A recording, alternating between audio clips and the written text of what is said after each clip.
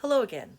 What I'm going to be doing today is talking to you about how to reclaim vegetables and to reduce our food waste, while also talking about some knife skills, how to cut a carrot and other kinds of tuber vegetables like that. So I'm going to go ahead and put my phone down, and we're going to start doing some cooking. Okay, the other day when I gave you your bag of vegetables, you may have noticed that there were carrots in it that might not have been bright and beautiful, lovely carrots. And I did that on purpose because one of the things that I've been very convicted of for this year is that we waste a lot of food.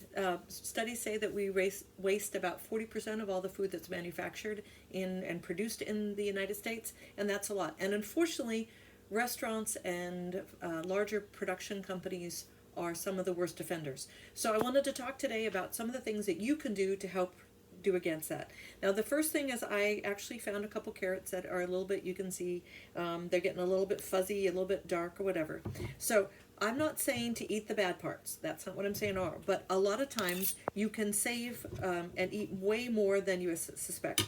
So what I'm going to do is look at the parts that are soft or not looking so good, and that I'm just going to go away. And if you turn around, you can see that even at that, this part is nice and firm. And then I'm going to, as soon as I've done that, I'm going to put this into, I'm going to compost the icky parts, and I'm going to put the good part of my carrot into some cold water. I'm just going to sort of revitalize it. Now, if you have a carrot that's gotten wimpy or other vegetables that got wimpy, you can revive them because, again, they're vegetables. They've grown in the ground.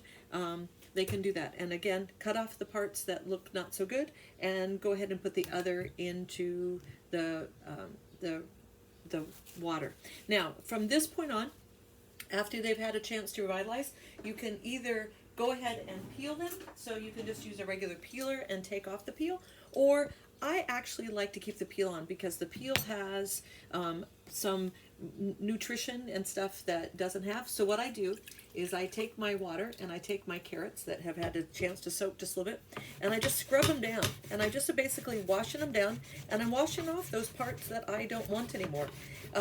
As I said, we waste a lot of vegetables. Now, if I were going to serve these at a restaurant, I'll be very honest, I would be peeling these because they look more, they just look more, not to be funny, but they look more appealing, and people tend to like them that way. If I'm having them at home, however, I like having the extra nutrition, the extra fiber that goes in, because a lot of times the core, the outside of our fruits and vegetables is where the nutrients are. So but I want to make sure that I'm getting all that off. So this is just, I'm just using regular water and a washcloth. Just a washcloth, and I'm just washing this off, and I'm just basically revitalizing my carrot. I know that we're all stuck at home because of COVID right now, and because of that, I want to make sure that we realize that the food we have, I'm hearing from farmers and people that they're producing, and we've got stuff coming, but we don't need to be wasting. I think even now more than ever, we need to realize that we don't need to be wasting food. We need to keep it. If we're wasting it, that means somebody else is going hungry, and I don't want to be responsible for that. So, as I said, if you feel more comfortable peeling your carrots, feel free to. You can peel them. Please always recycle. And then what I'm going to have you do is to do a diagonal cut.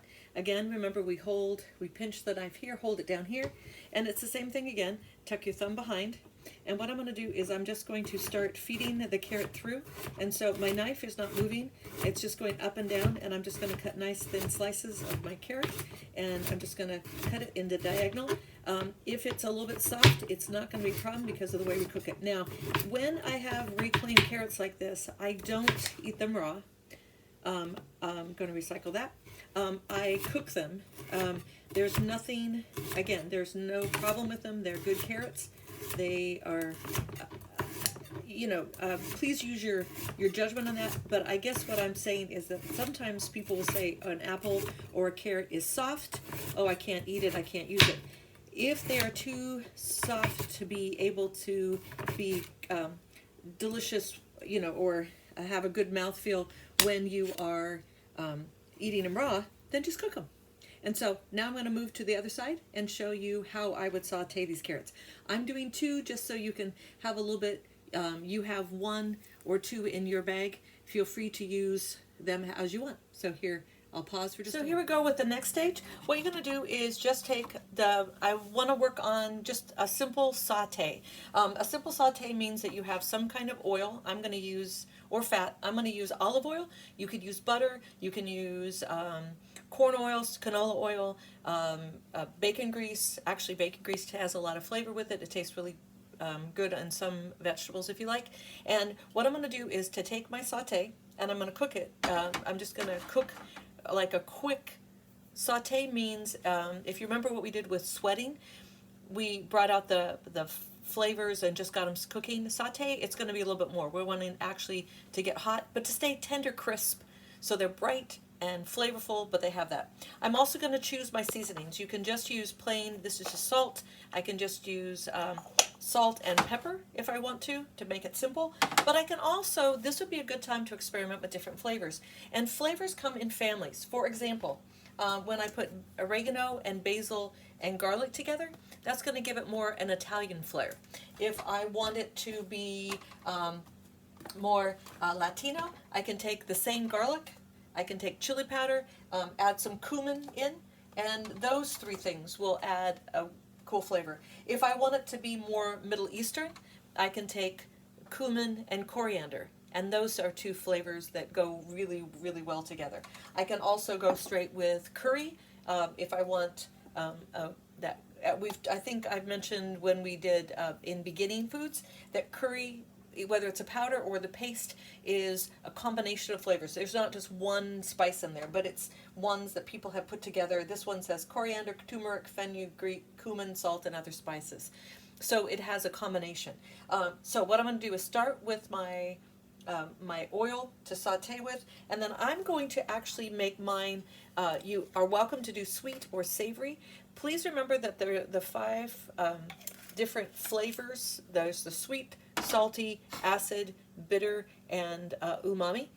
I've just put a little bit of oil. That's probably about somewhere between a half a tablespoon to a tablespoon. I'm going to turn on to a rather high heat and figure out what I'm going to do. So I am going to actually do a process called candying my carrots. I'm going to pull out some more of the sugar. So I've got the earthiness of the carrots. I'm going to add some sweetness to it. I'm also going to add a little bit of ginger, so that brings up the heat just a little bit. We sometimes think of ginger as sweet, but if you think about it, it's got a little bit of snap to it. I'm going to add a little bit of salt just because that salty aspect of it. So whenever you're putting flavors together, the more you can add different kinds of seasonings together, the more, and to get those 5 flavors. Then what I'm doing now is I'm taking the same carrots that I just cut a moment ago. I'm going to put them in my my oil, and I'm just going to let them sit there. I am going to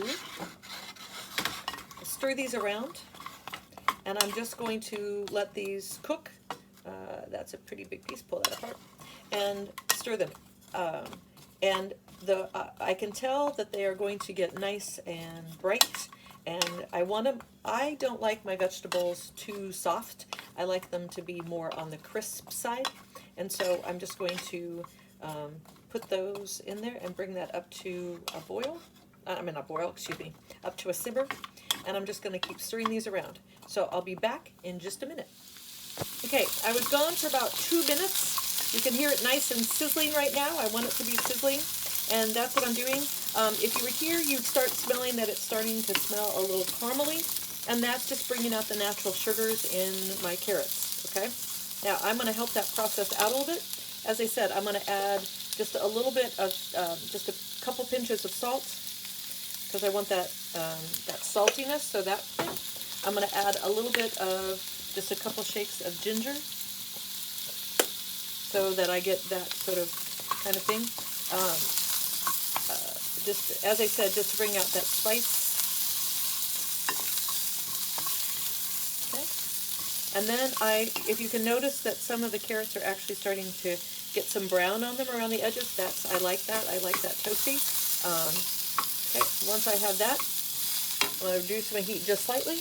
I'm going to sprinkle it over with my brown sugar, and then my brown sugar will help to bring out the sugar in here and make it like I said, we call these candy carrots. This is a dish that my family, that you can do it, and I'm just going to do it until it starts to caramelize. Okay, once that sugar has, so I waited until my carrots were done. And what I mean by done is they got sort of blistered and we're getting sort of having, just I can see that they're getting more tender crisp. So they're getting nice and cooked. I'm going to go ahead and put those on my plate so you can sort of see them, how they will present. It's pretty quick. And then I am going to just put a few almonds in my plate because I had them. And I realized that when we talked about garnishing, that my goal is that each time when I have something, I'm going to try to garnish it. And so you can see what that looks like and how that can be used, because it doesn't take much. I think this was like 4 almonds altogether. I'm going to arrange those on my plate, my carrots here. And then I'm just going to take those slightly toasted almonds and I'm just going to sprinkle those over the top. I could garnish with parsley, I could garnish with more other seasonings as I want, but this one I'm just going to leave like here. And I'm going to be back with a picture of this in just a second. So your goal for this particular lesson is just to go ahead and reclaim a carrot that looks like it needs to, it's gotten a little older, by using the water and then cutting it up and then sauteing it with whatever spices that you have available or that you want to try, and then go ahead and present it to me. Send me a picture of what you got done and enjoy.